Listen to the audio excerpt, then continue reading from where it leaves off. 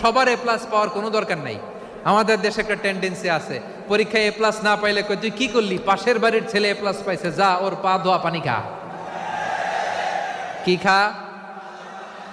তা আমি ভাবছি যে পা ধোয়া, এ প্লাস পাওয়া ছেলেদের পা ধোয়া পানির একটা পানির ব্র্যান্ড বানাইতে হবে, এরকম লেখা থাকবে এ প্লাস পাওয়া ছেলেদের পা ধোয়া পানি। খাওয়া নাই, এগুলার খাওয়া নাই।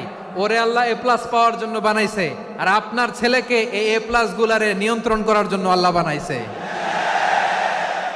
ওকে দিয়ে আল্লাহ কি করবে আপনি জানেনই না। একটা এ প্লাস, একটা এ গ্রেড একটা মানুষের জীবনকে ঠিক করে দিতে পারে না।